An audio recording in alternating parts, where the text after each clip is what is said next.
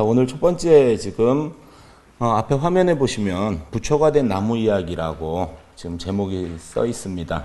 그러니까 우리가 목부를 이야기할 때, 목조 불상을 이야기할 때 말할 수 있는 거고, 부처님 엑스레이 사진 보신 적 있으세요? 저 상태로 촬영하면 저 상태로 나옵니다. 그러니까 부처님을 왜 엑스레이를 찍어야 되느냐? 자, 기본적으로 지금 뭐냐면 우리 신자님들한테 믿음의 대상이시잖아요. 신앙의 대상이시고, 그렇지만 이 신앙의 대상이 어떠한 역사적성을 갖고 있는가를 밝히는 게 이제 우리 불교 조각사를 연구하는 사람들의 무기라고 생각을 합니다. 그래서 지금 화면에 보시면 가운데 배 부분에 이렇게 원통형의 하얀색이 보일 겁니다. 저게 후룡통입니다. 부처님의 심장이라고 생각하시면 돼요. 자, 저 심장이 들어가야만이 부처로서 신앙의 대상이 되는 겁니다. 그래서 우리나라는 지금 다른 나라와 달리 저런 복장의식, 점안의식이 아주 충실하게 체계적으로 된 나라 중에 하나입니다. 그 관련 책이 지금 한 권짜리가 임난 이전서부터 나와 있고, 그래서 지금 뭐냐면 저렇게 공중에 떠 있는 것 같이 보이는데 나머지는 다 다란이나 책으로 묶여 있으신 거예요. 자, 그런 이제 의식을 한다. 그러면서 결국에는 저러한 것들이 어떻게 만들어졌고, 어떤 작가에 의해서 만들어졌고, 그런 이야기들을 이제 꾸려 나갈 겁니다, 이번 시간은. 그리고 도대체 저게 어떻게 만들어지느냐. 우리가 부처님 매번 지금 법당 가시면 보시는데, 그 부처님은 어떻게 만들어지느냐. 그런 과정들이라든지 그런 것들 위주로 이야기를 해드릴 겁니다. 분명히 이제 여러 번 들으신 분도 계실 거고, 이런 불교 문화재에 대해서. 아니면 오늘 아주 생소하신 분도 있을 것 같아서 그 깊이는 그냥 아주 쉽게 이해하실 수 있을 정도로 준비를 해갖고 왔고요. 그 다음에 원고 같은 경우는 뭐 되게 가셔가지고 심심할 때 한번 읽어보시면 좋을 것 같습니다. 인도 가보셨죠? 자, 그 중에 4대 성지라고 얘기하는 데를 다 많이 가보셨을 겁니다. 자, 그 중에 이제 룸비니, 보드가야, 사르나스, 쿠시나가라. 다 가보셨어요? 한번 꼭 가세요. 한번 꼭 가세요. 여기는.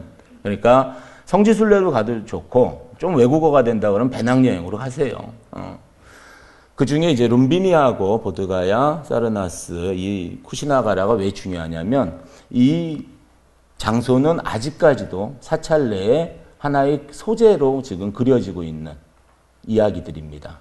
그 중에 이제 뭐 세 번째 있는, 이쪽에 있는 지금 사르나스라는 건 녹야원이라고 이야기하는 겁니다. 그래서 절에 가셨을 때 그 벽화에 어떤 내용들이 그려져 있냐면, 지금 부처님이 앉아 계시고, 그 다음에 밑에 꼭 5명의 스님이 앉아 계세요. 자, 그리고 옆에서 꼭 사슴이 뛰어놀아야 돼요. 녹야원이라는 게 사슴이 뛰어노는 동상이라는 얘기입니다. 자, 그 그림의 소재가, 이건 초전법륜이구나. 부처님이 처음으로 법을 설한 이야기를 지금 하고 계시는 거구나. 그렇게 이해하시면 됩니다. 자, 그리고 룸비니도 마찬가지고. 그래서 지금 이 이야기들은 부처님의 큰 일생 중에 가장 중요한 이야기 4곳에 대해서는 좀 아셨으면 좋겠어요. 도대체 어떤 이야기를 하고 있는지도 모르면서 어떠한 무조건 믿기만 하시는 건 저는 개인적으로 조금 바꿔야 되지 않는가 생각하는 사람 중에 하나입니다. 자, 그리고 부처님이 태어나시고, 그 다음에 열반하신 건 기본적으로 지금 연대설이 몇 개가 있습니다. 그 중에 그 이야기만 아셨으면 좋겠어요. 그리고 또 아시는 분도 계실 것 같은데, 결국엔 정반왕과 마야 부인 사이에서 태어나셨고, 그러다가 마야 부인이 돌아가시면서 지금 이모와 같이 성장을 하신 이후에, 그러다가 지금 노란색으로 밑에 줄에 보면 생로병사의 고통에서 벗어날 길을 찾기 위해서 이제 출가를 하시게 되는 거죠. 그때로 29살입니다. 그래서 요새 학생들, 이제 대학원생들, 석박사 가르치면 이 나이 때예요. 이제 농담으로, 자네들은 지금 29인데 우리 석가모니는 큰 뜻을 품고 모든 걸 다 버리시고 출가를 하셨는데 뭐 하고 있나 그러면 토플 공부한다고 그러더라고요. 취직시험 공부하고. 자, 근데 결국엔 29에 그러면서 혹독한 지금 뭐라고 해야 될까? 고행을 택하게 되죠, 맨 처음에는. 그러다 보니까 지금 인도에서는 왼쪽에 보이는 사진과 같은 상이 만들어질 수 있는 겁니다. 고행상이라고 할 수 있는. 근데 한국은 안 좋아했던 것 같아요. 저 고행상의 테마 자체를. 그러다 보니까 한국에서는 만들어진 예가 없고, 그런 것들이 결국에는 한 종교가 하나의 국가에 들어가서, 민족에 들어가서 그게 자기화되는 과정이라고 생각합니다. 그러니까 우리나라와 일본 불상에 많은 차이들이 있는데 하나의 존상들 차이들. 우리나라 부동명은 거의 안 만들어집니다. 아주 무섭게 인상을 쓰고 있는 그런 것들이 안 만들어지는 거 보면 결국엔 하나의 불교를 받아들이는 곳곳에서 결국에는 자기의 미감에 맞게, 자기의 정서에 맞게 취사 선택을 했다는 걸 알 수가 있는 거고요. 그게 하나의 그 불교 미술의 어떤 독창성이라고 저희는 생각하는 겁니다. 자, 그 이후에 이제 중도를 택하시게 되고, 그러면서 이제 부다가야에서 보리수 밑에서 선정을 하시고, 결국에는 이제 녹야원 가서 지금 5제자, 자기와 같이 출가했던 사람들입니다. 원래는 그 5사람한테 처음으로 법을 전하시게 되고, 결국엔 80세에 쿠시나가라에서 사라상수 아래에서 이제 열반하시게 되는 그 과정.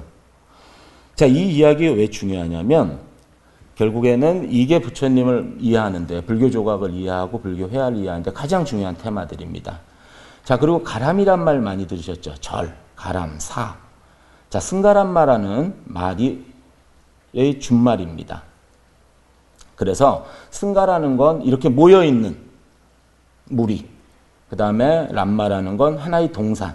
지금 여기가 뭐 동산이네요, 지금 나지막한. 이게 절이라는 얘기입니다. 자, 그래서 이게 결국에는 중국에 넘어와서는 우리가 절사자로 쓰는 거, 그게 원래는 관청 시자예요. 그래서 지금 시라는 말로 읽게 됩니다. 옛날 어떤 관청의 명칭들은. 근데 그런 역할들을 하면서 결국엔 스님들이 머물게 되고, 그러다 보니까 사라는 명칭을 쓰게 되는 거고요. 자, 삼보사찰은 다 아시죠? 자, 불보사찰이 어디죠? 통도사. 자, 진신사리가 모셔져 있는 금강계단이 있기 때문입니다. 자, 그 다음에 법보사찰은 부처님의 말씀인 대장경이 있는. 자, 그 다음에 승보사찰은 송광사. 자, 그런 이제 비례를 갖는 거고, 비율을. 그래서 여기는 꼭 한번 가보시기 바라는데, 임진왜란 이후에, 이건 조각사와 관련되어 있는 겁니다. 임진왜란 이후에 전국의 사찰들이 다 불탑니다. 그러니까 일본 사람들이 다 불태워버려요. 그게 왜 그러냐면 스님들이 국가를 위해서 무기를 들게 됩니다. 그게 의승군이라는 거고, 그 속에서 일본 사람들, 이 침략한 왜구들 입장에서는 절이라는 건 그냥 게릴라들이 사는 곳이라고 생각을 했기 때문에 철저하게 파괴를 하는 겁니다. 약탈을 하고. 근데 전쟁이 끝난 다음에 어차피 불교를 믿는 스님들이나 아니면 신자들은 지금 사찰을 복원을 해야 돼요. 그때는 전쟁 이후에 많은 돈이 있을 수가 없는 경제적인 현황이다 보니까 가장 중요한 사찰부터 복원이 됩니다. 그래서 지금 삼보사찰에 있는 부처님들이 다 시기가 올라간다고 생각하시면 돼요. 뭐 17세기까지 올라가시는 부처님들 꽤 많습니다. 거기가 먼저 다 복원이 된 이후에 옆에 있는 조그만한 사찰들이 다 이렇게 정리가 되는 순서를 볼 수 있는데, 그건 조선 후기 그 불교 조각사 이야기하면서 말씀드리겠습니다. 자, 우리나라에선 부처님이 당연히 어느 법당에 가도 있으시죠. 그리고 매번 기도를 하실 거고. 자, 근데 인도에서는 500여 년 동안, 석가모니가 돌아가신 이후에 500여 년 동안 부처가 없는 불교 미술이 만들어집니다. 그러니까 부처라는 존재를 감히 인간이 표현하지 못하는 시대가 있어요. 그게 500년이나 됩니다. 자, 그 중에 하나가 지금 룰루록생 본생이 나오는, 이거는 지금 바르우트 석탑에 있는 난간에 조그만하게 지금 조각이 되어 있는 건데, 자, 어떤 내용인지 이야기를 들어보시면 됩니다. 자, 어떤 사람이 물에 빠졌어요. 그래서 사슴이 물을 먹으러 왔다가 살려줍니다. 그 사람을 구해줘요. 그리고는 내 존재를 넌 얘기하지 말아라. 세상에 나가서. 근데 그때 왕이 루루를 잡고 싶어 해요. 그러다 보니까 이 사람을 잡는데 어떠한 소스를 주는 사람한테는 상을 내리겠다고 합니다. 자, 그러다 보니까 그 사람이 자기를 목숨을 구해준 걸 잊어버리고 그 사슴을 지금 가리키고 있는 거예요. 그래서 손가락질을 이렇게 하고 있죠. 자, 그 이후에 결국에는 화살을 쏘려고 합니다. 그러다 보니까 다른 사슴들이 다치게 나를 잡아가라. 그리고 루루가 잡혀와요. 순수히. 그리고는 지금 왕한테 가서 자초지정을 얘기합니다. 그랬더니 어떻게 되냐면 결국엔 왕은 사슴한테 공양을 삼배를 하는 겁니다. 절을 하는. 자, 이 이야기가 하나의 여러 가지 책 이야기를 하나의 그림에 집어넣는 게 고대 회화의 특징입니다. 되게 설명적이죠. 이거는 글을 모르는 사람도 이 장면을 보면서 교육을 했을 겁니다. 분명히. 그런 용도로 해서 불교 미술의 출발은 결국에는 어떠한 교리를 설하는 그리고 어떠한 대상들을 존경하게 할 수 있는 소재들을 그림에 집어넣는 게 가장 큰 특징입니다. 그러면서 주인공은 없어요. 부처의 존재는 표현이 안 되고. 그래서 지금 우리가 그림으로 그려진다든지 그랬을 때 본생도와 불전도가 있습니다. 이건 소재입니다. 자, 본생도라는 건 시타르타 태자로 태어나기 이전의 생, 한 500여 년의 생을 지금 본생이라고 얘기하고 그 이야기를 그려놓은 것을 지금 본생도라고 합니다. 그 이야기를 본생담이라고 얘기합니다. 자, 그 다음에 불전도는 뭐냐면 살아계셨을 때.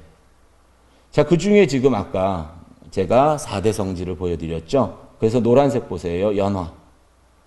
자, 부처님의 태어남을 이야기하는 거고, 보리수, 깨달음을 이야기하는 거고, 법륜, 처음으로 법을 설한 초전법륜을 이야기하는 거고, 불탑은 열반을 의미하는 말입니다. 이거 산치데탑이라고 우리가 얘기하는 가장 그 인도 미술에서도 중요시 생각하는 곳입니다. 자, 여기에 이 부분의 그림에 대한 이야기를 조금 해드리겠습니다.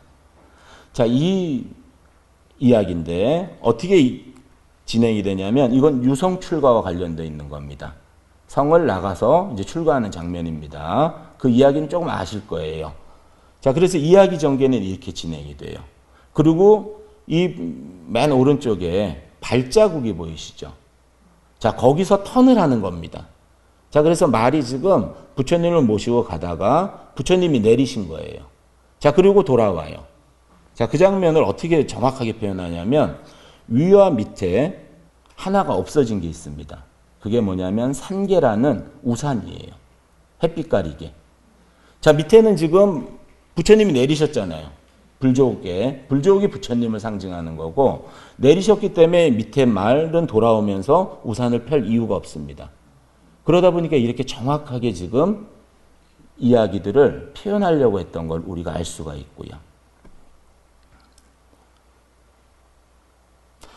자, 그리고 인도에서 처음으로 불상이 만들어지는데 두 지역에서 거의 같은 시기에 만들어집니다.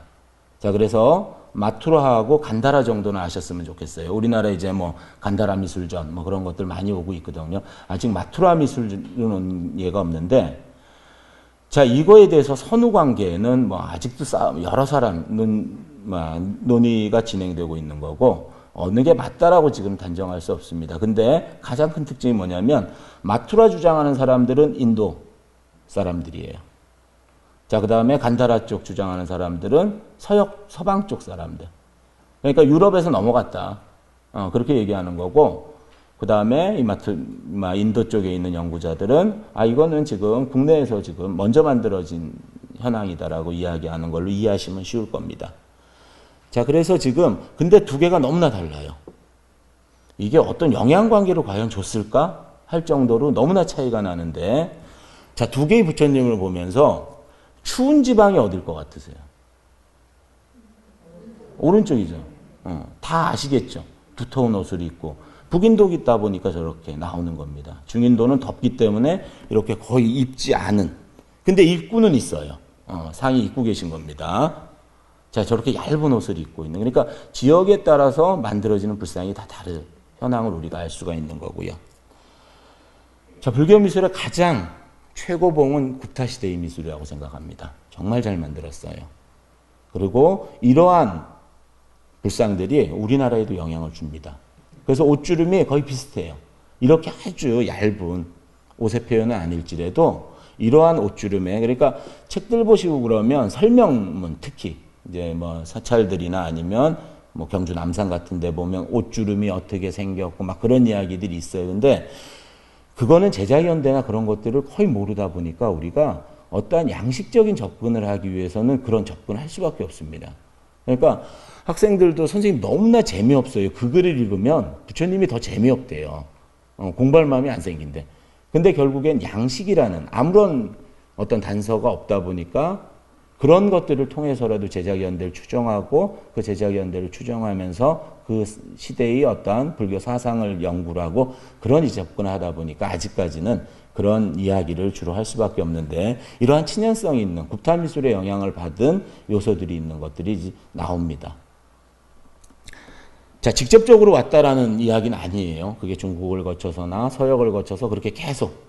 그리고 아마 왔을 가능성도 있는 게 뭐 처용이라는 사람을 통해서 봐도 그렇고 그런 가능성은 있는데 지금 그 부분은 이제 우리가 수업 진행하면서 말씀을 드리겠습니다.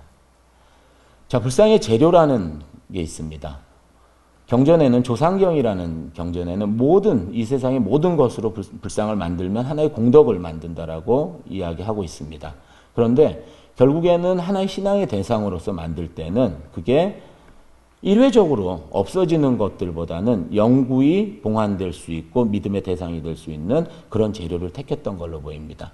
자, 그래서 흙, 자, 그 다음에 나무, 그 다음에 칠 아시죠? 옷칠, 옷을 만드는 옷칠, 그 다음에 돌, 금속, 그래서 아주 다양한 것들을 만들게 되고 흙으로 만들었을 땐 소조불이라고 얘기합니다.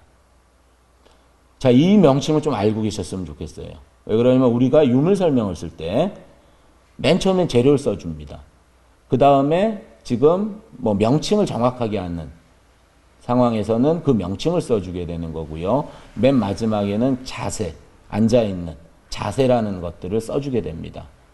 자, 그래서 소조, 열의 좌상, 그러면 흙으로 만들어졌구나, 이거는 지금 재료가. 자, 그 다음에 목조는 이제 다 아실 거고. 그 다음에 건칠. 자, 칠로는 어떻게 만드냐면 지금 칠이라는 건 액체잖아요. 그렇기 때문에 배로 만드는 겁니다. 옷감 있잖아요. 천. 자, 그래서 맨 처음에 형태를 만들어요. 흙으로. 그 다음에 거기에다 배를 덮어 씌웁니다. 그리고 오칠을 매기는 거예요. 그러다 그 이후에 맨 마지막 단계에서 그 흙을 뽑아내 버립니다. 그러니까 아주 가볍습니다. 그게 특징인데 전에 오칠은 옷 같은 경우는 지금 조선 후기에 오금 까마귀 옷자에다가 쇠금자를 썼어요. 까만 금이에요. 그만큼 지금 옷 가격은 현재도 무척 비쌉니다. 자, 스님, 우리 보살님들 댁에서 다 상 쓰시죠? 그거 오칠했다라고 얘기를 했는데 최소한 한 200만 원 안 줬으면 그거 오칠 아니에요. 그렇게 생각하시면 돼요. 왜 그러면 요만한 통 하나가 지금 150만 원, 200만 원이에요. 요만한 통. 그걸 7, 8번을 발라야지 까만색이 나옵니다. 부처님 할 때. 그러니까 이게 정말 금값하고 똑같은 거예요. 자, 그런 것들을 만드는 시대가 아주 한정됩니다. 그러니까 아무 때나 부처님을 만들 수 있는 것도 아니에요. 그리고 지금 뭐 건칠은 그렇게 만드는 거고 나머지 것들은 지금 뭐 쉽게 보실 수 있을 거고요. 자, 그 중에 지금 하단에 가운데 있는 저게 1501년 기림사 건칠보살 좌상입니다. 정말 최고의 작품이에요. 조선시대 때는. 자, 그리고 나머지 것들은 이제 그 이후에 조금 더 자료를 드리겠습니다. 제가. 자, 그 다음에 불상의 정의와 종류 같은 경우는 뭐냐면 불상이라는 건 예배 대상을 시각적으로 표현한 것이라고 생각하시면 됩니다. 그리고 결국엔 이 불상이라는 건 광의적인 의미, 넓은 의미와 좁은 의미가 있어요. 그래서 넓은 의미에서는 지금 모든 것들까지 다 포함하는 개념입니다. 밑에 있는 지금 열애상이라든지 인왕상이라든지 지금 나한상까지도 불상의 범주에 집어넣는 거고, 협의적인 좁은 의미에서는 열애상만을 의미하는 거고요. 자, 세 개의 부처님을 보여드립니다, 제가. 자, 갈 때 이걸 하나씩 드릴게요, 제가. 자, 어느 게 제일 마음에 드세요? 자, 우리가 마트에 가서 뭐 고르실 때도 두 개 꼭 비교하시잖아요. 어? 자, 근데 부처님 공부할 때도 결국엔 좋고 나쁨에 대한 나랑 맞는 것들이 있습니다. 내가 좋아하는 어떠한 그러니까 아무리 사람마다 다 달라요. 그렇기 때문에 뭐가 좋고 나쁨, 이쁘고 안 이쁘고의 개념은 별로 의미가 없다고 생각을 해요. 지금 보시면 맨 앞에 거는 너무나 잘 아는 석굴암. 두 번째는 콩방매는 안악내가 있는 청양장곡사. 자, 그 다음에 지금 맨 마지막은 천주사 국립중앙박물관에 있습니다. 자, 우리는 매번 얘기할 때 통일신라 것만 좋다라고 얘기를 해요. 그래서 고려하고 조선은 별로 안 이쁘다라고 얘기하는, 한 10년 전은 그랬어요. 근데 요즘은 그게 이제 좀 많이 연구 성과가 많아지다 보니까. 자, 세 개 중에 왼쪽 석굴암이 제일 마음에 드신 분, 손 한번 들어보세요. 자, 가운데 장곡사 의외인데요. 자, 그 다음에 천주사. 아니, 석굴암이 제일 좋다고 배우지 않으셨어요, 여태까지? 느낌에. 자, 다음에 여기 두 곳을 한번 가보세요, 직접. 자, 그리고 석굴암은 정말 들어가서 보십시오. 대부분 못 들어가게 하는데 한 3시 정도에 가시면 돼요.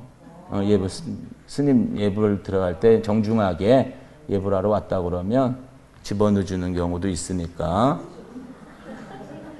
자, 근데 장곡사 부처님이 이렇게 인기가 좋을 줄 제가 몰랐는데, 정말 이쁘게 생기셨어요. 자, 근데 이제 개금을 요새는 다르게 해놔서 저 얼굴이 안 나옵니다. 그러니까 지금 장곡사 가셔가지고, 그 부처님 어디 갔어? 그런 얘기는 하지 마세요. 개금을 다시 해놓으셨기 때문에.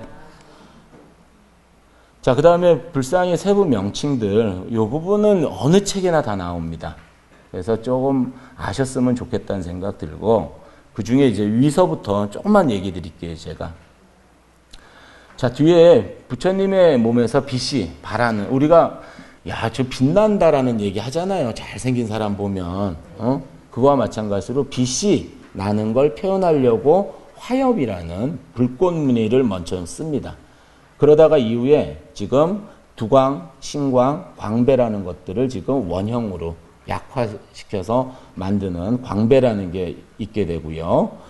그 다음에 밑에 대좌에 앉아 계시게 되는데, 자, 그 중에 밑에 짝에서 이렇게 연꽃이 받치고 있으면 악년이라고 얘기합니다. 자, 그리고 이렇게 넘어져 있으면 복년이라고 얘기해요. 그래서 악년과 복년으로 이루어진 대좌에 앉아 계시다. 그러면, 우리가 흔히 알고 있는 저런 형태에 앉아 계시구나. 그렇게 생각하시면 됩니다. 자, 그리고 맨 위서부터 얘기 드릴게요. 부처님은 깨달음이 있는 분이시다 보니까 머리에 하나에 더 이렇게 튀어나온 부분이 있습니다. 그게 육계예요. 자, 보살님들도 한번 만져보세요. 머릿속에. 그러면 없으세요? 그러면 조금 있다. 언젠가는 생기실 수 있을 겁니다. 하여튼 이게 튀어나오는 순간 깨달음을 얻으신 거고. 자, 그 다음에 소라 모양이 아주 얇은 머리카락, 이렇게 붙어 있는 게 나발이에요. 자, 그래서 나발이 있고, 나발이 없는 경우는 소발이라고 우리가 표현합니다. 자, 그 다음에 이제 백호, 하얀 털을 붙일 수가 없잖아요. 그러다 보니까 그걸 가장 진귀한 보석 같은 경우를 박아서 백호를 표현하게 되고. 자, 그 다음에 목에 삼도가 있습니다. 이것도 깨달은 사람만이.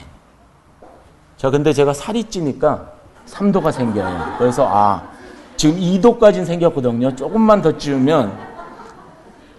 자, 그런 현황. 그래서 목에 3줄이 있다. 자, 근데 이 3줄의 표현도 수직적으로, 형식적으로 석삼자를 그려놓는 경우와 아니면 정말 사실적으로 목을 따라서 표현하는 게 시대마다 다릅니다. 자, 그 다음에 이렇게 지금 이제 앉아 계시고, 자, 그런 현황이고, 그래서 지금 부처님을 보실 때 제일 많이 보셔야 될 걸 세 가지만 제가 알려드릴게요. 첫 번째, 얼굴. 부처님의 얼굴. 이건 작가마다 다 달라집니다. 그리고 아까 얘기했듯이 내 마음에 든다 라는 느낌을 갖는 건 아마 상으로 얼굴을 보셨을 때일 거예요. 자, 두 번째는 이 오른쪽 어깨에 옷주름 처리. 자, 그리고 하반신에 늘어져 있는 옷주름 처리. 저게 부처님의 제자견들 밝히는데 가장 중요한 자료들입니다. 자, 그리고 보살 같은 경우는 지금 화려하잖아요. 장신구를 갖고 있고, 보관을 쓰고 있고, 지물을 들고 있고, 그런 것들이 지금 협시로서 부처님을 옆에서 보자 하는 그러한 보살의 표현들이고요. 자, 그리고 옷을 두 가지로 입습니다. 가장 대표적인 게, 자, 지금 보살님들 같이 양 어깨를 다 걸치고 있다. 그러면 통견이라고 얘기합니다. 자, 그리고 한쪽을 지금 이렇게 석굴암 부처님 같이 지금 막 덮고 있지 않으면 편단우견. 이 두 가지가 기본이에요. 그리고 설명들 보시면 통견의 대의를 입고 있고 아니면 편단우견으로 입고 있고 그런 말들이 그렇게 어려운 말들이 아닙니다. 그러니까 지금 저 단어가 어떤 의미를 갖고 있는가만 아시면 충분히 유물들을 보실 수 있을 거고. 자, 그 다음에 지금 왼쪽에 있는 사진은 손가락을 어떻게 하고 있으세요? 한번 따라해 보세요. 우리 보살님은 선정인을 하고 있어. 저렇게 안 하고 있는데 지금. 자, 그 다음에 이쪽 오른쪽은 한쪽 손을 내리고 계시죠. 자, 이게 지금 뭐냐면 수인이라고 얘기하는 거고. 자, 그리고 지금 부처님은 자세에 따라서 아까 명칭들 맨 마지막에 붙는 자세에 대해서 조금 얘기 드리면 앉아있는 경우 결가부자라고 얘기를 합니다. 지금 보살님도 앉아 계신 거하고 똑같습니다. 서 계시면 입상입니다. 그 다음에 좌상 그렇게 나뉘게 되고 그 다음에 의자에 앉아있는 경우가 계세요. 의자자, 의상이라고 얘기를 합니다. 자, 그 다음에 의자에 앉아있는데 다리를 이렇게 X를 꼬고 계셔요. 그런 것들은 교각상이라고 얘기를 합니다. 자, 그 다음에 한쪽 다리를 올리고 있다, 방가자. 그 다음에 지금 한쪽 다리를 세우고 방가자에 앉아 계신데 한쪽 다리를 내리고 계세요. 지금 예를 들어 지금 가장 오른쪽에 상단의 오른쪽에 보면 방가자입니다. 저게 그 중에 무릎에 올리지 않고 지금 밑으로 떨어뜨려 놓는 자세 같은 경우는 유의자라고 얘기를 합니다. 저희가. 자, 그렇게 앉아있는 자세나 서있는 자세, 그게 맨 마지막에 이름이 붙게 되는 거고. 자, 그리고 지금 맨 마지막 지금 하단에 있는 사진이 적의 열반하고 계신 모습이에요. 자, 그래서 우리가 와상이라고 얘기하는 게 저런 상들입니다. 한쪽에 이렇게 팔베개를 하고 자연스럽게 누워 계시는 돌아가실 때의 모습입니다. 자, 운주사에 보면 맨 위에 올라가면 와불림이라고 얘기하잖아요. 그거는 실질적으로 그건 와상이라고 볼 수가 없습니다. 하늘을 보고 계시잖아요. 그거는 세우다 만 거예요. 그냥 우리가 거기에 거기에 믿었던 사람들, 신자들이나 거기서 와불이라 누워 계시니까 라고 얘기하는 거지. 실상은 와불이라고 했을 때, 열반상이라고 했을 때는 저 자세를 취해야 됩니다. 자, 그리고 이제 수인이라는 게 있습니다. 손의 자세라고 생각하시면 돼요. 그리고 이제 농담으로 이제 일반인들, 박물관 특강 가서 일반인들 얘기하다 보면, 부처님이 돈 달라고 그러는 자세가 뭐예요? 그런 농담을 해요. 근데 그 사람은 그렇게 알고 있는 거예요. 그래서 그거는 절대 그런 거 아니다. 그거는 아미타 수인 중에 하나다라고 얘기를 하면서 이제 이야기를 풀어나가는데, 수인은 좀 정확히 알고 계셨으면 좋겠어요. 자, 그리고 지금 막 가장 위쪽에 있는 것 중에 시무 외인. 이렇게 손을 지금 밖으로 내밀고 계신 겁니다. 자, 따라하세요. 그게 공부하기 딱 좋습니다. 자, 두려워하지 말라. 자, 그 다음에 여원인. 밑으로 이렇게 내리고 있으면 원하는 걸 다 해주겠다. 자, 그래서 저기 시무 여원인이라고 얘기하는 건데, 자, 저건 삼국시대 때 주로 만들어집니다. 자, 그렇게 시기마다 달라요. 수인이 유행하는 게. 자, 그 다음에 지금 항마촉진. 아까 석굴암이 땅을 이렇게 내리고 계시죠? 손가락을 내리고 있는 자세. 그거는 뭐냐면 자기가 깨달음을 얻을 때 마라가 막 방해를 해요. 그랬을 때 지신한테 네가 증명을 해라. 내가 깨달는 이 순간을. 그래서 땅을 내리고 계신 겁니다. 손을. 자, 그 다음에 설법인. 자, 설법인하고 그 전법륜이라고 얘기하는 게 가장 밑에. 아까 지금 제가 수인 한번 따라하세요라고 했던 게 저렇게 되는 수레바퀴를 돌리는 형상을 하고 계신 겁니다. 법을 계속 설하는 수레바퀴는 끝없이 굴러가잖아요. 그래서 우리가 설법인이라고 얘기하는 거고 부처님 말씀이 그렇게 끝없이 이어나가길 바라시는 그것 때문에 그 다음에 이제 맨 그 직원인이라고 얘기하는 지금 두 번째 그림 오른쪽 거. 자, 비로잔압을 많이 하시는 겁니다. 자, 그래서 부처님 중에 가장 큰 가운데 있는 부처님이 비로잔압이세요. 그래서 우주의 중앙에 계신 그 직원인을 하고 계시고, 그 다음에 지금 우리가 이제 흔히 알고 있는 수인은 이 아미타가 9개의 수인을 취하고 계십니다. 그래서 결국에는 요런 이제 손의 자세에 따라서 이건 어느 부처님이고 이제 그렇게 가장 기본적인 접근들이 이루어집니다. 그런데 우리나라 불교의 장점이 뭐냐면 좀 종합적인 거예요. 어느 날 보면 아미타 수인을 지장보살님이 하고 계세요. 그때는 그거를 아미타 수인보다 통인, 그러니까 여러 모든 것들을 다 통합하고 있는 그러한 수인으로 받아들인 걸로 이해할 수밖에 없습니다. 자, 그리고 부처님이 입고 있는 옷. 자, 그런 것들을 조금 아셨으면 해서 제가 지금 그 조선전기의 가장 대표적인 불상을 중심으로 얘기를 해드리겠습니다. 자, 가슴을 덮는 승각기 천을 하고 계신 거예요. 자, 그래서 색깔 지금 변한 빨간색으로 되어 있는. 자, 그 다음에 이 부처님 같은 경우는 이쪽에 편삼이란 걸 걸치고 계신 겁니다. 오른쪽 어깨를 덮는. 자, 그리고 대의를 입으신 거고요. 바깥쪽에. 자, 그래서 이 옷이 어떻게 진행이 되냐면 어깨선에서 지금 팔꿈치로 이어집니다. 팔꿈치로 이어진 이후에 지금 배 부분으로 다시 와요. 그래서 편삼하고 한번 꼬입니다.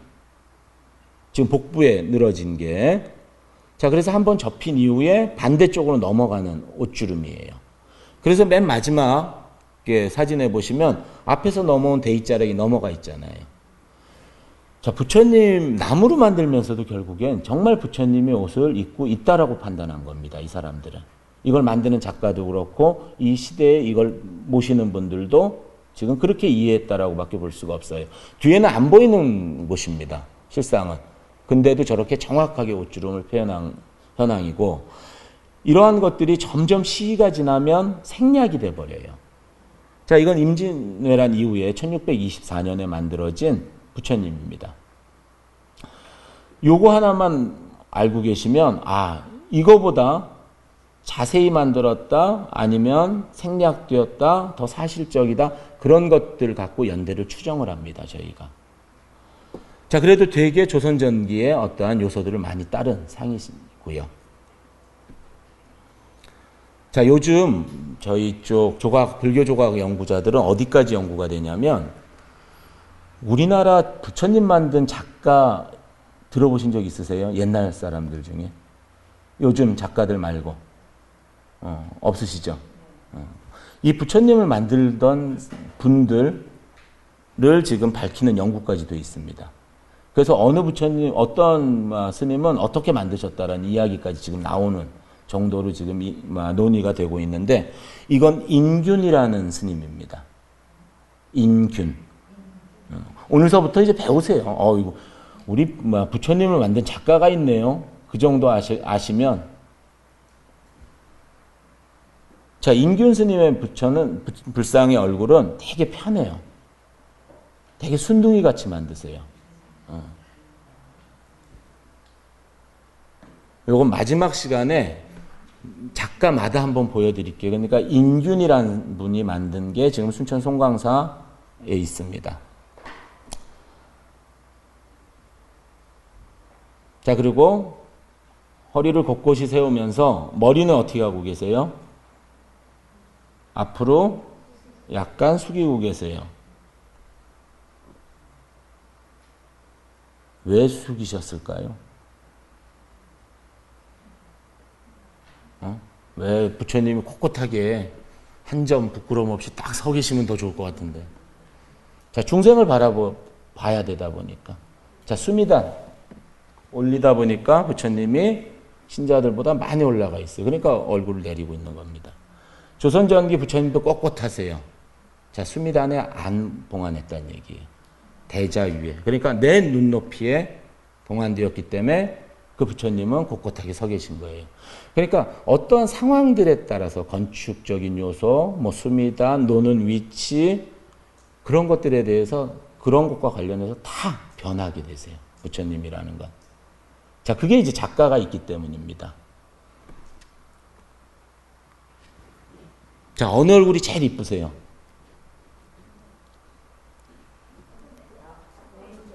가장 왼쪽이요? 갸름한 얼굴을 좋아하시는 겁니다. V라인. 자, 그 다음에 또 가운데. 오른쪽 부처님 멋있지 않아요? 당당하고. 자, 이게 한 부처님 찍은 겁니다. 자, 근데 결국에는 뭐예요? 우리가 볼 수 있는 각. 가장 왼쪽은 제가 수미단 위에 올라가서 찍은 거예요. 스님한테 승낙 다 받았습니다. 조사 때문에 갔으니까. 자, 가운데는 제가 사다리를 놓고 찍은 거예요. 정면으로. 자, 밑에는 우리가 이제 밑에서 바라보는. 자, 결국에는 왼쪽 사진을 보고 사진만 보고 한 사람은 부처님의 얼굴은 V라인이고 그렇게 쓸 겁니다. 그러니까 자기가 직접 가보지 않으면 그 상호의 진정한 맛을 느낄 수가 없습니다. 자, 그러니까 조선후기 불상을 가장 왼쪽 사진을 대부분 보고 글을 썼기 때문에 사람들이 부처님의 얼굴은 각이진 방형의 얼굴이고 사각형의 얼굴이라고 쓰고 있어요. 사각적인 요소가 많아지긴 하지만 결국에는 그 살이 오른 얼굴이 그 시대의 이상적인 얼굴이었을 겁니다. 그렇잖아요. 하나의 믿음을 대상을 만드는 걸 만들면서 자기들이 원하는, 그러니까 배가 나오셨어요. 부처님들, 옛날 부처님들. 그래서 어떤 연구자들이 물어봐요, 저한테. 그거 배불리 먹는 사회 속에서나 원하는 거, 배고픈 사회 속에서는 분명히 배 나오는 게 어떠한 바람일 수도 있다고. 우리 어렸을 때만 해도 배 나오면 사장님이라고 그랬죠. 그러다가 어느 날 보면 이거 관리하는 사람 돼 있어가지고 요새. 그러니까 시대를 잘못 태어난 겁니다, 제가 지금. 조금만 일찍 태어났으면. 자, 그러다 보니까 결국에는 그런 요소들까지도 다 보시면서 즐기세요. 그러니까 우리 신자님들은 부처님을 믿으러 가시는 거 좋고, 당연히. 그리고 부처님을 보는 걸 즐기세요. 개인적으로 일주일, 한 달에 한 3-4번을 조사를 다녀요, 전국을. 노는 날마다. 저도 이제 밥벌이를 해야 되다 보니까. 근데 그렇게 돌아다니면서도 부처님 볼 때가 제일 좋아요. 제일 좋고. 자, 부처님을 어떻게 만드는가. 그 이야기를 조금 이제 해드리는 걸로 하겠습니다. 자, 우선 나무. 이제 목불을 만들 때입니다, 이거는. 자, 그래서 나무를 이제 선정을 하고 이것도 아무나 쓸 수 있는 게 아니에요. 정말 선별을 제대로 된 나무를 선택을 해야 되고, 예를 들어 부처님을 만들었는데 어느 날 가봤더니 수축 비율이 다르잖아요. 이렇게 마르잖아요, 나무는. 그러다 보니까 쭉 금이가 있다. 그럼 어떻게 할 거예요? 그러다 보니까 그런 것들이 이루어지면 안 되다 보니까 아주 철저하게 만듭니다, 이 작가들이. 자, 그리고 일정 정도 건조를 해줍니다, 나무를. 근데 너무 많이 건조를 해주면 어떻게 되겠어요? 조각이 깨끗한 선이 나올 수가 없습니다. 퍽퍽한 선들이 나오죠, 다 말랐을 때는. 자, 그 다음에 이제 초를 그린, 밑그림을 그린 것을 바탕으로 해서 어떻게 불상을 만들 건가 판단을 할 겁니다.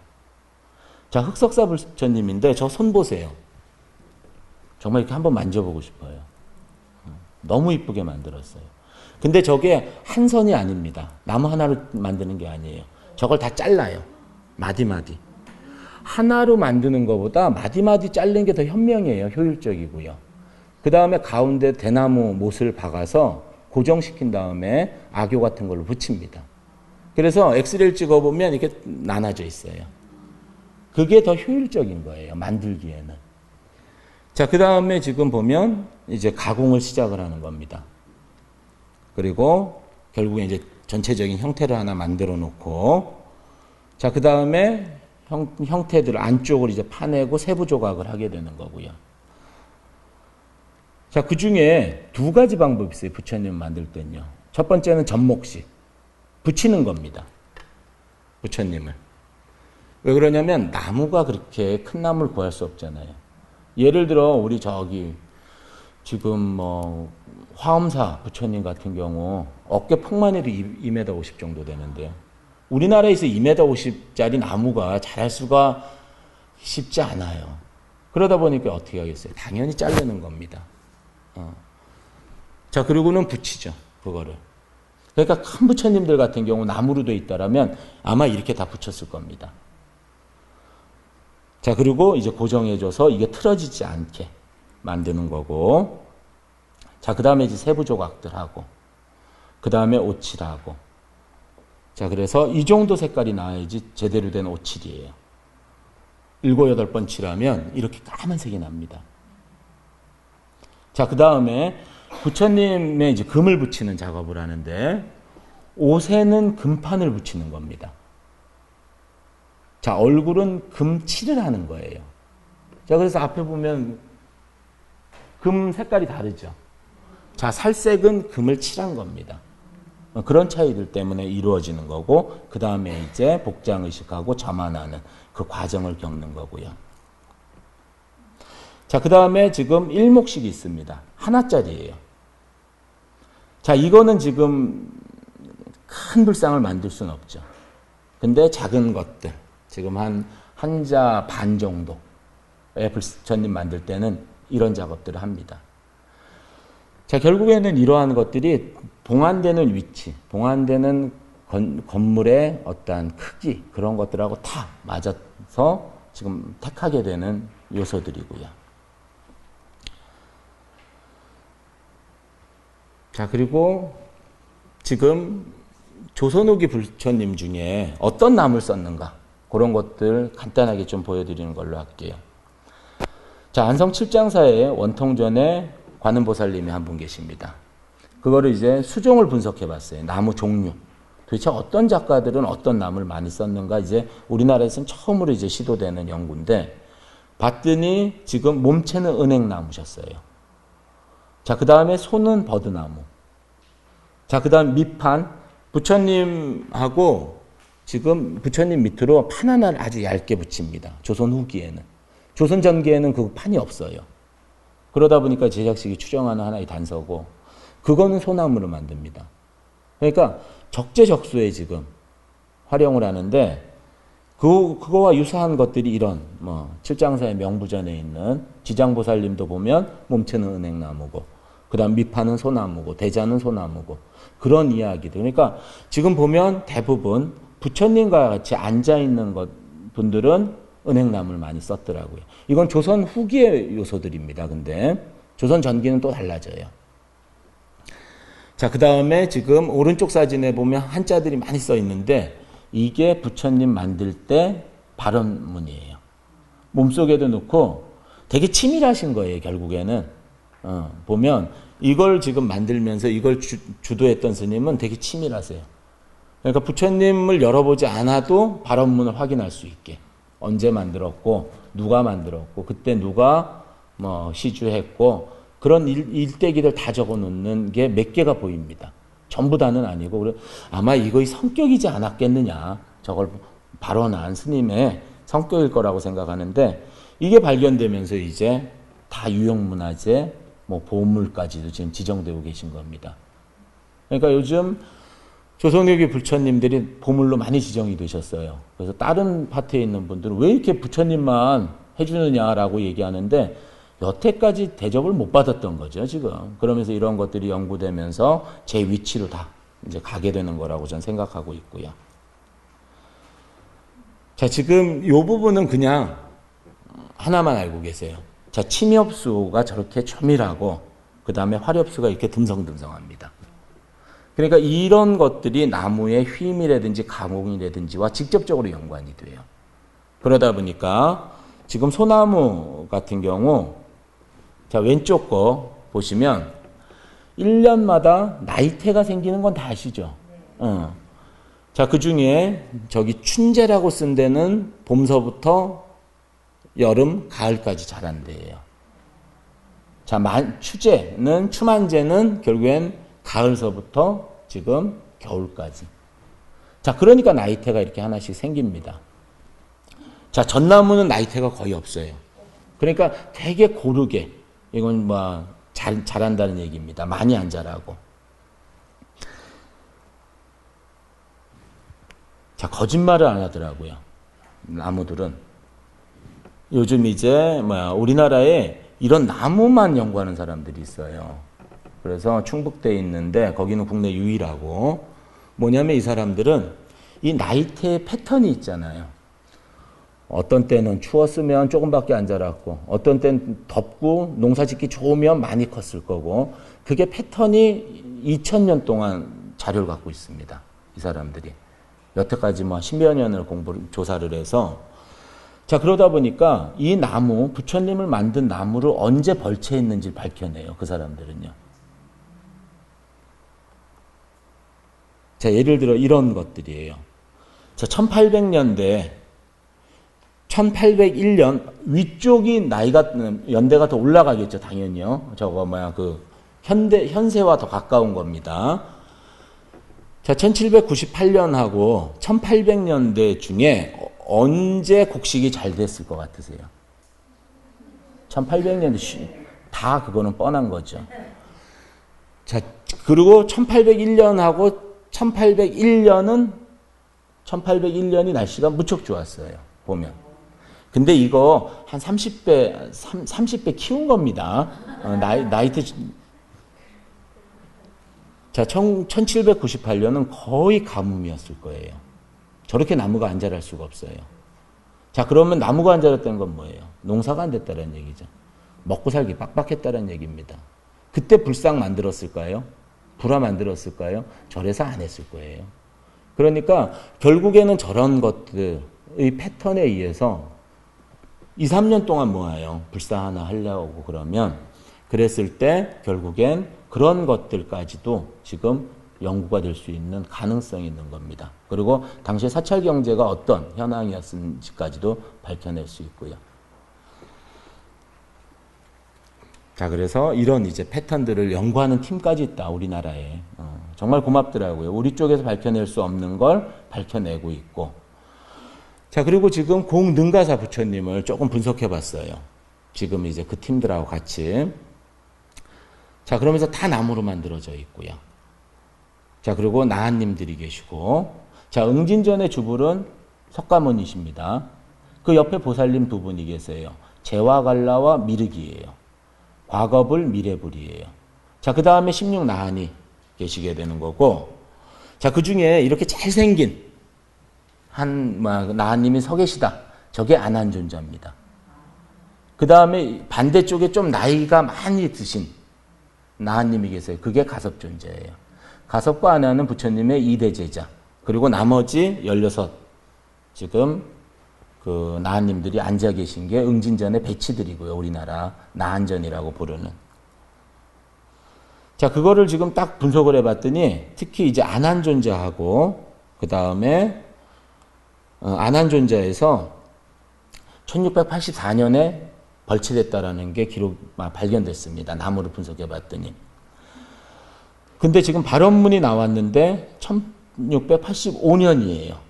그러니까 나무를 베고 몇 달 후에 부처님을 만든 상황까지도 밝혀졌어요. 특히 지금 10월서부터 2월 사이에 나무가 베졌고, 지금 발원문에 의하면 7월에 만들어졌고, 그러니까 두세 달 후에 이 사람들이 지금 작업을 했다라는 걸 우리가 알 수가 있는 자료가 지금 고흥능가사불상입니다. 자, 그래서 이러한 이야기들이 계속 지금 이제 연구가 되고 있고, 지금 아까 말씀 잠깐 드렸던 거예요. 자, 좌상 같은 경우는 대부분 은행나무입니다. 이거는 불상이나 보살상, 중심이 되는. 자, 그 다음에 입상 같은 경우는 지금 판관이라든지 명부전에 아니면 보살, 아니면 나한상들, 그런 것들은 소나무가 주였어요. 그러니까 재료 선택을 지금 하고 있었다라는 걸 우리가 알 수가 있는 겁니다. 그리고 효용 가치가 은행나무가 더 높았다라는 얘기예요. 자, 그 다음에 이제 나머지 버드나무라든지 오리나무 그런 것들을 활용했던 작가들도 있고 부위별로 그런 걸 썼던 작가들도 있고요.